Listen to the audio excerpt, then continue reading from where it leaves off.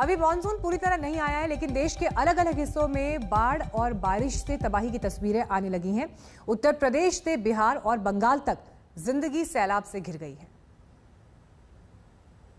तो आपको कुछ इलाकों की तस्वीरें भी हम दिखा दें कि 24 घंटे में कहां-कहां बारिश का अलर्ट है। बिहार, पूर्वी उत्तर प्रदेश, पश्चिम बंगाल, गंगा के किनारे के जो इलाके हैं यहां पर असर रहेगा। झारखंड के कुछ इलाकों में भारी बारिश हो सकती है। तो ये पूरी तस्वीर है। इसके अलावा आपको ये भी बता दें हम कि वो इलाके जहां पर जो नदी के किनारे बसते हैं वहां हालात बहुत ज़्यादा ख़राब हो सकते हैं आने वाले वक्त में। हालांकि तस्वीरें कई गांवों से और दूर दराज के इलाकों से अभी से मिलनी शुरू हो गई हैं, जबकि मॉनसून अभी अपने पीक पर नहीं पहुंचा है। उसके बावजूद ये हालात आपको बिहार, उत्तर प्रदेश के कुछ इलाकों में दिखाई देंगे।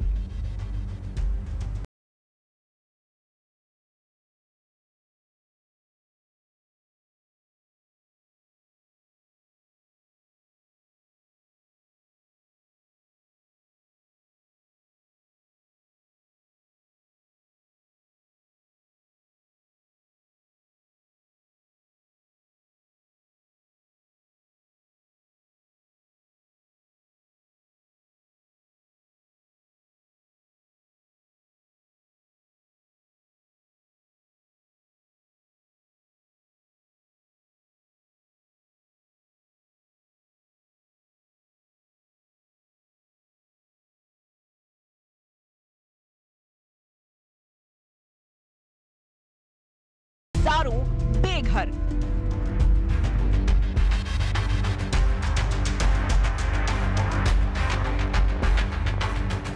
ध्वस्त तटबंध, सड़कें जलमग्न,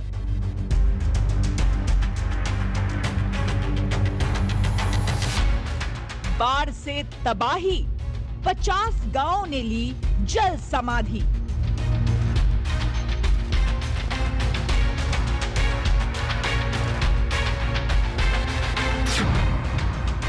उफान पर राप्ती, दहशत में श्रावस्ती।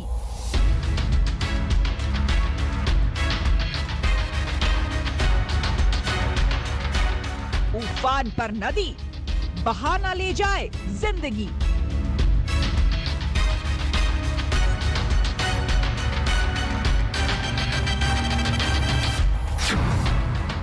सिद्धार्थनगर में बेकाबू नदी ने घेरा।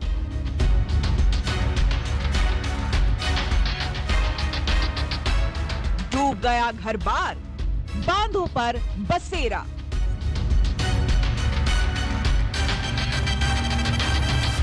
उफान पर दरिया है, डूब कर जाना है।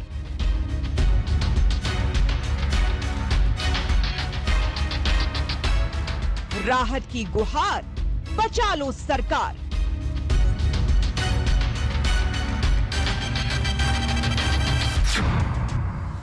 सीतापुर में बुरे फंसे डीएम एसपी।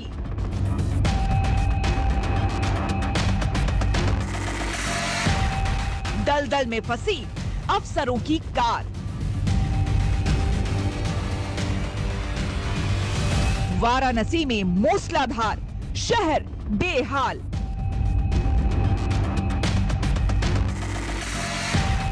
बंगाल के हुगली में कहर, सैकड़ों बेघर।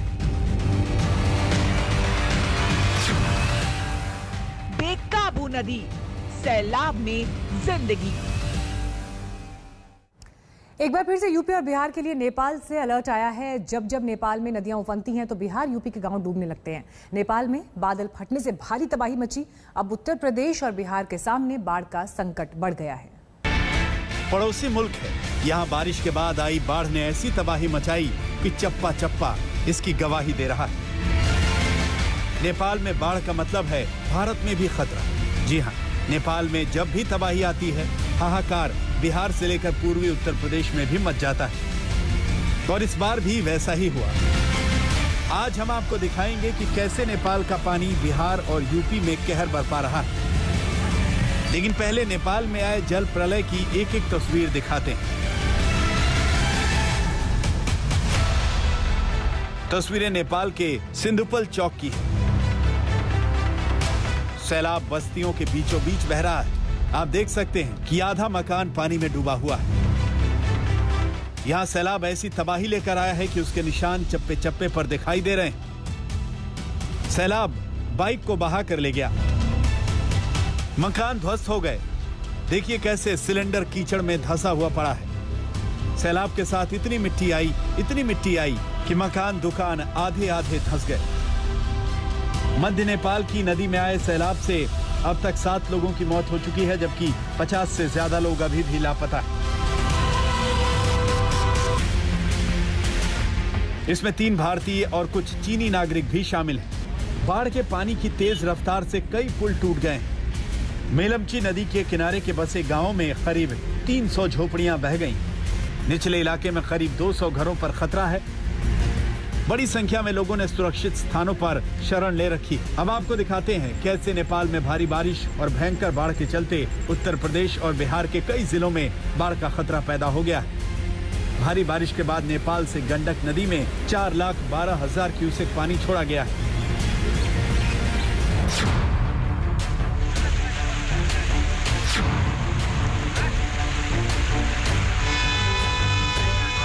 ये है बिहार के गोपालगंज की तस्वीरें। यहाँ 2 महीने पहले बनी सड़क बाढ़ के पानी से ध्वस्त हो चुकी है। बाढ़ ने जीवन अस्त व्यस्त कर दिया है। खेतों में खड़ी फसलें बर्बाद हो गईं। गांव में बढ़ते पानी के चलते लोग पलायन करने लगे। गंडक के जलस्तर बढ़ने से तटबंध पर दबाव लगातार बढ़ रहा है। प्रशासन ने लोगों को सुरक्षित स्थानों पर चले जाने की अपील की।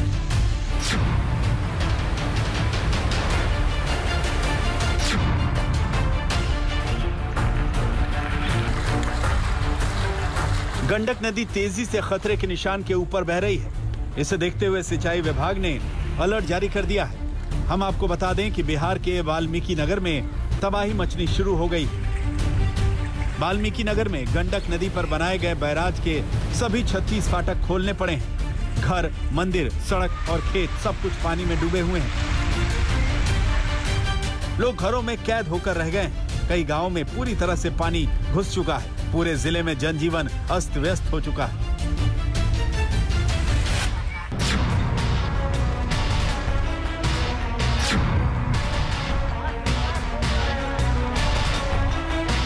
एक तो नेपाल का पानी, ऊपर से मानसून की बारिश। महाराजगंज में डबल आफत आन पड़ी है।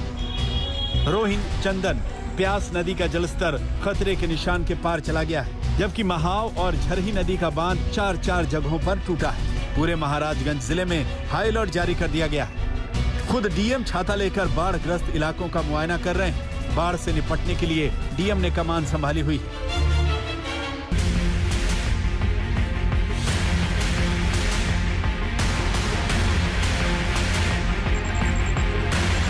और ये है यूपी के सिद्धार्थनगर के बर्डपुर ब्लॉक की तस्वीरें।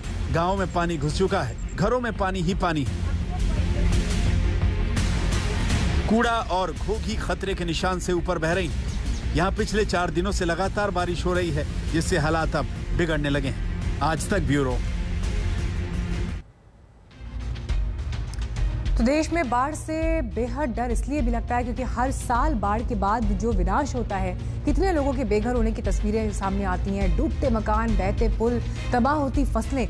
तो ये तमाम वो नुकसान हैं जो लोगों के लिए जिसकी भरपाई कर पाना बेहद मुश्किल हो जाता है। आपको कुछ आंकड़ों में हम तस्वीर दिखाते हैं। साल 1950 के बाद से मध्य भारत में भारी बारिश की 3 गुना जो घटनाएं हैं वो हो चुकी हैं। एक और आंकड़ा ये कहता है कि 1950 से 2017 के बीच भारत में बाढ़ की 285 घटनाएं हुई, जिनसे करीब 85 करोड़ की आबादी प्रभावित हुई।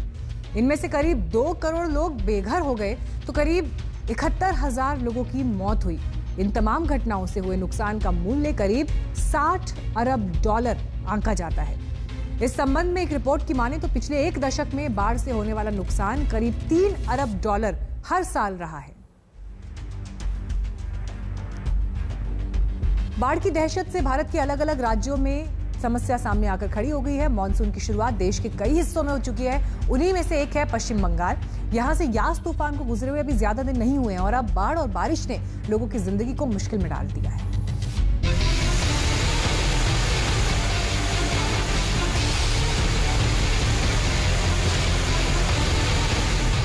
पश्चिम बंगाल से भी लगता है कुदरत कुछ ज्यादा ही रूठी हुई है। पहले यास तूफान ने तबाही मचाई और अब मॉनसून के आते ही कुदरत फिर से कहर बरपाने लगी है। पश्चिम बंगाल के कुछ हिस्सों में लगातार बारिश हो रही है। सबसे पहले आपको बंगाल के पुरुलिया के हालात दिखाते हैं। ये देखिए, सालाब कैसे पुल के ऊपर बह रहा है।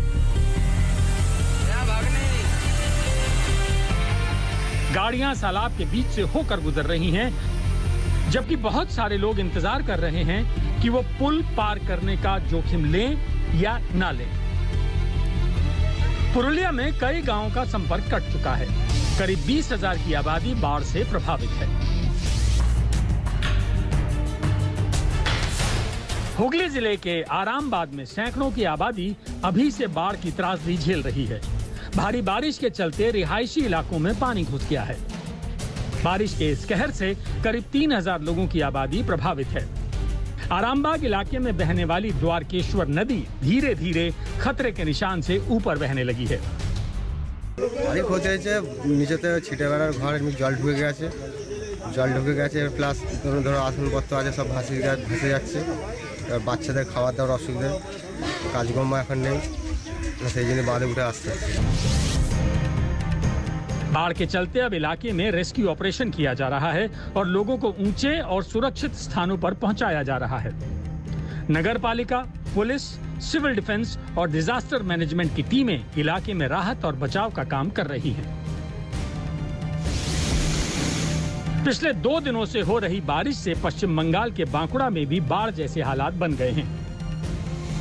बांकुड़ा के नंबर 2 प्रखंड में पुल करीब 5 फुट पानी के नीचे चला गया है और पुल से लोगों का संपर्क पूरी तरह से कट गया है। गंधेश्वरी नदी का जलस्तर धीरे धीरे बढ़ रहा है और निचले इलाकों में लोगों के लिए खतरा बढ़ता ही जा रहा है। और ये है बंगाल के वीरभूम के हालात। नदी उफन रही है, पुल बह गया है, मूसलाधार बारिश हो रही है। यहाँ पुल बहने से 2 बाइक सवार भी बह गए, लेकिन उन्हें वक्त रहते बचा लिया गया। बंगाल की राजधानी कोलकाता में भी जोरदार बारिश हुई है।